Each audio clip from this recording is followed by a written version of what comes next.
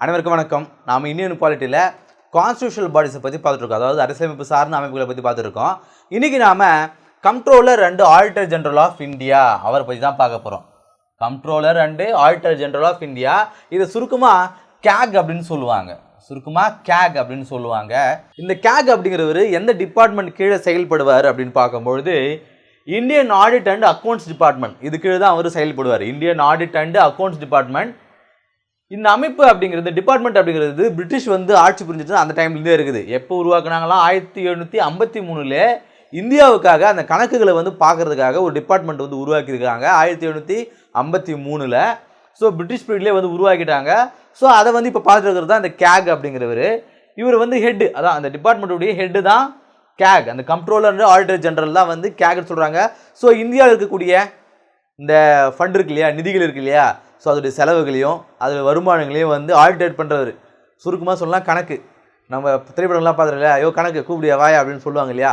So அந்த கணக்கு, அந்த கணக்குகளை பார்த்துக்கிற ஒரு ஆள் தான். இந்தியாவுக்காக ஒரு கணக்கு தான் இந்த கண்ட்ரோலர் ஆடிட்டர் ஜெனரல் அப்படிங்கிறவர்.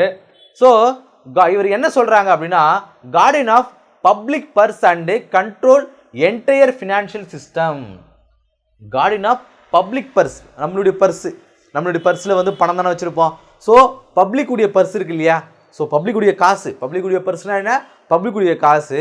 ஸோ அதோடைய காவலன், guardian of public purse and control entire financial system. நாட்டில் இருக்கக்கூடிய இந்த நிதி சிஸ்டம் இருக்கு இல்லையா, ஃபினான்ஷியல் சிஸ்டம், இது எல்லாத்தையும் கண்ட்ரோல் பண்ணக்கூடியவர். அந்த அமைப்பு, நிதி அமைப்பையே கண்ட்ரோல் பண்ணக்கூடியவர் தான் இந்த கேக் அப்படிங்கிறவர்.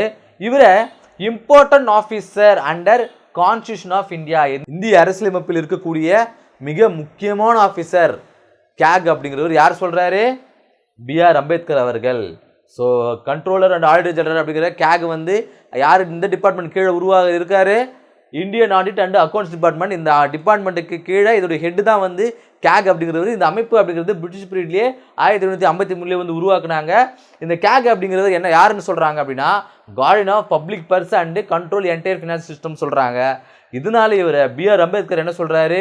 Important officer under constitution of India, அரசியலமைப்பில் இருக்கக்கூடிய ரொம்ப முக்கியமான ஆஃபீஸர் இந்த கேக் அப்படிங்கிறவர்னு சொல்கிறாரு. இவர் பிரசிடென்ட் தான் அப்பாயிண்ட் பண்ணுவாராம்.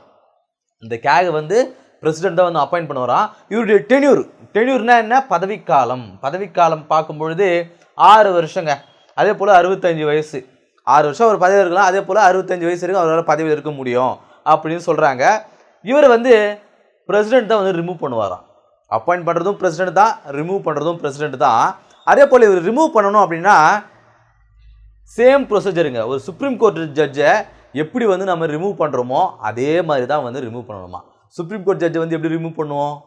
ஸ்பெஷல் மெஜாரிட்டினா என்ன, 2/3 மெஜாரிட்டி. ஸ்பெஷல் மெஜாரிட்டினா என்ன, 2/3 மெஜாரிட்டி. ஸ்பெஷல் மெஜாரிட்டினா என்ன தனியாக கிளாஸ் நடத்திருக்கேன். ஸோ அதை போய் பாருங்கள். ஸ்பெஷல் மெஜாரிட்டினா என்ன, 2/3 மெஜாரிட்டி. அதே சேம் செஷனில் போத் ஹவுசஸ், ஒரு பார்லிமெண்ட் கூட்டம் நடக்குது அப்படின்னா அந்த பார்லிமெண்ட் கூட்டத்தில் அதே செஷனில் 2 ஹவுஸ்லேயும், ராஜ்யசபாவிலையும் லோக்சபாவிலையும், ஈச் ஹவுஸில் 2 இதுலேயும் ஸ்பெஷல் மெஜாரிட்டி வரணும், இதுலேயும் ஸ்பெஷல் மெஜாரிட்டி வந்தால் தான் இவர் ரிமூவ் பண்ண முடியும் அப்படின்னு சொல்கிறாங்க. எதன் காரணமாக, ஏன் இந்த அளவுக்கு கொண்டு வந்திருக்காங்க அப்படின்னா, செக்யூரிட்டி ஆஃப் டென்யூர், அவருடைய அந்த வேலை பதவிக்காலத்தை செக்யூர் பண்ணுறதுக்காக. நான் எப்போ நினச்சாலும் ஒன்று வேலையை விட்டு தூக்கிடலாம் அப்படின்னா அவரால் சுதந்திரமாக செயல்பட முடியுமா? ஐயோ, இப்போ கவர்மெண்ட் ஏதாவது ஒரு ஊழல் பண்ணுது அப்படின்னா இதை ஒரு வெளிக்கொண்டு வரணும் அப்படின்னா நம்ம எதுக்கு வம்பு, நம்ம டக்குன்னு வேலையை விட்டு எடுத்துருவாங்க, நம்ம மற்றவங்களுக்கு சௌகரியமாகவே இருந்துட்டு போகுமே அப்படின்னு நினைக்கலாம் இல்லையா. ஸோ மினிஸ்டர்ஸுக்கோ பிஎம்முக்கோ யாருக்காக இருந்தாலும் ஒரு ஃபேவரான இருக்கிறதுக்கு வாய்ப்பு இருக்குது இல்லையா. ஸோ அதனால் அவருடைய பதவிக்காலம் டென்யூரை செக்யூர் பண்ணுறாங்க. அதன் காரணமாக தான் அவரை பிரசிடென்ட்டில் மட்டும்தான் ரிமூவ் பண்ண முடியும். இன் ஸ்பெஷல் மெஜாரிட்டி ஒரு ஹைகோர்ட் ஜட்ஜ், ஒரு சுப்ரீம் கோர்ட் ஜட்ஜை எப்படி ரிமூவ் பண்ணுறோம் அதுபோல் நம்ம ரிமூவ் பண்ணணும். ஸோ அவருக்கு அந்த செக்யூரிட்டி டென்யூரை கொடுக்குறாங்க அப்படின்னு பார்க்குறோம். அதே போல் நாட் எலிஜிபிள் ஃபார் ஃபர்தர் ஆஃபீஸ்னால் என்ன, இப்போ இந்த 6 வருஷம் அவர் பதவியில் இருக்கார் இல்லையா, அதன் பிறகு அவர் வேறு எந்த கவர்மெண்ட் பதவியிலும் அவரால் பணியமர்த்த மாட்டாங்க. ஏன் அப்படின்னா, இவர் இந்த பதவி இருக்கும்போது ஏன்னா காசு விஷயம். இது பாரு, நாளைக்கு நான் அந்த போஸ்டிங்கில் வருவேன், நம்ம அங்கே போகிறோம், அதுக்காக இவருக்கு நல்லதெல்லாம் பண்ணலாம், இந்த விஷயங்களை அவருக்கு ஹெல்ப் பண்ணலாம் அப்படின்னு சொல்லிட்டு இவர் முறைகேடாக நடக்கிறதுக்கு வாய்ப்பு இருக்குது இல்லையா. ஸோ அதன் காரணமாகவும் இவருக்கு வந்து எந்த ஆஃபீஸும் வந்து கொடுக்கக்கூடாது அப்படின்னு சொல்கிறாங்க.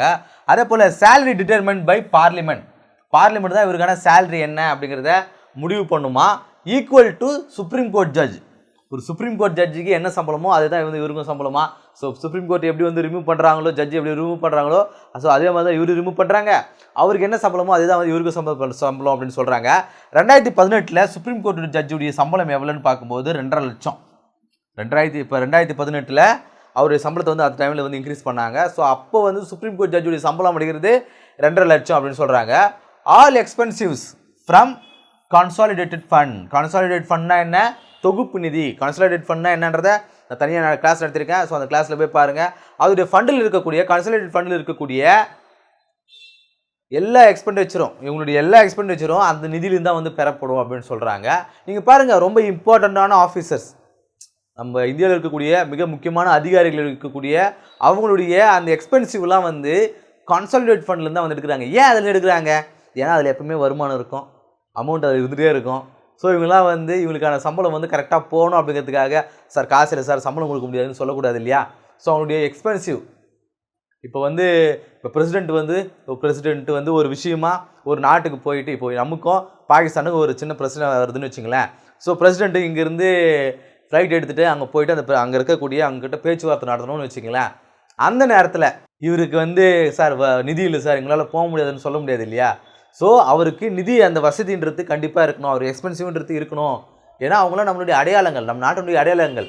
இப்போ இந்த ஆடிட்டர் ஜெனரல் இருக்கார் இல்லையா, இவர் ஒரு எக்ஸ்பென்சிவ்லாம் வந்து நம்மளுக்கு அவர் கொடுத்தா மட்டும்தான் அவர் வேலையை அவரால் சரியாக செய்ய முடியும். அப்படிங்கிறதுக்காக அவங்களுக்கு அந்த பிரச்சனையே வரக்கூடாதுன்றதுக்காக நம்ம நாட்டிலே அதிகப்படியான வருமானம் இருக்கக்கூடிய, ஏன்னா எல்லா வரியும் வந்து இந்த கன்சாலிடேட் ஃபண்டில் தான் இருக்குது. ஸோ அதனால் வரி அப்படி அந்த வருமானம் அந்த நிதி அப்படிங்கிறது இல்லாமல் இருக்காது. அப்படிங்கிறதுனால உங்களுடைய செலவினங்கள்லாம் நீங்கள் இதுலேருந்து எடுத்துக்கங்க அப்படின்னு சொல்கிறாங்க. ஸோ அதனால தான் உங்களுடைய ஆல் எக்ஸ்பென்சிவ்ஸ் எல்லாமே கன்சாலிடேட்டட் ஃபண்ட்லேருந்து எடுத்துக்கிறாங்க. ஏன்னா அதில் எப்பவுமே காசு இருக்கும் அப்படிங்கிறதுக்காக. அடுத்த இவங்களுடைய டியூட்டிஸ், இந்த கேகுடைய டியூட்டிஸ் என்ன, கடமைகள் என்ன, பணிகள் என்ன அப்படின்னு பார்க்கும்பொழுது அதுக்கு முன்னாடி ஆர்டிகல் 148 வந்து கேக்னா என்னன்னு சொல்லுது. ஆர்டிகல் 148 என்ன சொல்லுது, கேக்னா என்னன்னு சொல்லுது. இந்த விஷயங்கள் எல்லாம் இந்த கேக் தான் வந்து சொல்லுது. இதில் 148 அவர் யார், அவர் தான் வந்து கார்டியன் ஆஃப் இது அதுன்றதெல்லாம் வந்து இதெல்லாம் வந்து சொல்லுது. 149 ஆர்டிகல் 149 என்ன சொல்லுதுன்னா, இந்த கேகுடைய டியூட்டிஸ் என்ன, பணிகள் என்ன அப்படிங்கிறது சொல்லுது. பவர்ஸ் அண்ட் டியூட்டிஸ், அவருடைய அதிகாரங்கள் என்ன, அவருடைய பவர்ஸ் என்ன அப்படிங்கிறத ஆர்டிகல் 149 வந்து சொல்லுது. என்ன சொல்கிறாங்க, 1971 ஒரு ஆக்ட் வந்து உருவாக்குறாங்க. யார்? Parliament enact act. பார்லிமெண்ட் ஒரு ஆக்ட் உருவாக்குறாங்க 1971. அந்த ஆக்டில் இவருடைய பவர்ஸ் என்ன, டியூட்டிஸ் என்ன அப்படின்னு சொல்கிறாங்க. அதுக்கு முன்னாடி வந்து அவருடைய வேலையை செஞ்சுட்டு இருப்பார். எப்போ பிரிட்டிஷ் பீரியட்லேருந்து வந்துட்டு இருக்காங்க இல்லையா, இந்த 1753 இந்த டிபார்ட்மெண்ட்லேருந்து கேட்கறதுனால அவருடைய வேலையை செஞ்சுட்டு வருவார். இப்போ புது மாற்றங்களை கொண்டு வராங்க. எப்போ 1971 ஒரு புது பவர்ஸ் கொண்டு வராங்க. ஸோ இந்த வேலைலாம் நீங்கள் செய்யணுங்க அப்படின்னு கொண்டு வராங்க. அதன் மூலமாக அவர் என்ன சொல்கிறாங்க அப்படின்னா, audit all accounts expenditure from consolidate fund. இந்த கன்சாலிடேட் ஃபண்ட் இருக்குது இல்லையா, இது வந்து எதுக்காக, நம்மளுடைய செலவினங்களுக்காக அதில் தான் எடுத்து பயன்படுத்துவோம். நமக்கு ஏதாவது ஒரு செலவு, அரசு வந்து ஏதாவது செலவுக்கு பயன்படுத்தும் அப்படின்னா இந்த ஃபண்ட்லேருந்து தான் எடுத்து செலவு பண்ணணும். ஸோ அதுக்கு வந்து ஒரு பில்லு ஒன்று ரைஸ் பண்ணுவாங்க பார்லிமெண்ட்டில், அது வந்து பாஸ் ஆகணும். அதன் பிறகு தான் இந்த ஃபண்ட்லேருந்து நம்ம அமௌண்ட் எடுத்து பயன்படுத்தணும் அப்படின்னு தான் அந்த கிளாஸில் நம்ம பார்த்துருப்போம். கன்சாலிடேட் ஃபண்ட்னா என்னன்ற கிளாஸில் பார்த்துருப்போம். ஸோ அதில் இருக்கக்கூடிய எக்ஸ்பெண்டிச்சர்லாம் இவர் தான் வந்து ஆடிட் பண்ணுவாராம். அதே போல் ஆடிட் ஆல் டிரான்சாக்ஷனின் கண்டென்சி ஃபண்ட். கண்டென்சி ஃபண்ட்னா அவசர கால நிதி. ஒரு புயல், வெள்ளம், மழை இதெல்லாம் வந்துச்சுன்னு வச்சிங்களேன், அந்த சமயத்தில் அவசர கால நிதியாக இதுலேருந்து தான் எடுத்து பயன்படுத்துவாங்க. இப்போ கேரளாவில் கூட வந்து இந்த லேண்ட்ஸ்லைட் நடந்துச்சு இல்லையா, ஸோ இது வந்து தேசிய பேரிடரை வந்து அனௌன்ஸ் பண்ணுங்கள், ஸோ இந்த நிதியிலேருந்து காசு கொடுங்கன்னு சொல்லியிருப்பாங்க இல்லையா. ஸோ இந்த கண்டென்சி ஃபண்ட் அவசர கால நிதி. ஸோ இதில் இருக்கக்கூடிய இந்த டிரான்சாக்ஷனையும் வந்து இவர் தான் வந்து கவனிப்பார் அப்படின்னு சொல்கிறாங்க. ஸோ கேகுக்கு வந்து நிறைய டியூட்டிஸ் இருக்குது, ஒரு 2 பக்கத்து டியூட்டிஸ் இருக்குது. ஸோ அதெல்லாம் வந்து எல்லாத்தையும் நம்ம பார்க்க முடியாதுன்றதுனால, ஸோ நிறைய வேலைகள் இருக்குது இல்லையா, அவர் டே டு டே லைஃப் வந்து என்ன நடக்குதுன்னு நம்ம பார்த்துட்டே இருக்க முடியுமா. ஸோ இதெல்லாம் வந்து இம்பார்ட்டண்ட்டான விஷயங்கள். ஸோ அதை மட்டும் நான் இங்கே சொல்லியிருக்கேன். இந்த கிளாஸ் இல்லாமல் இந்தியன் பாலிட்டியில் கான்ஸ்டியூஷனல் அமைப்பான control and auditor general of India அப்படிங்கிற அந்த கேக் பற்றி தான் நம்ம இந்த கிளாஸில் பார்த்தோம். அடுத்த கிளாஸில் சந்திப்போம். நன்றி.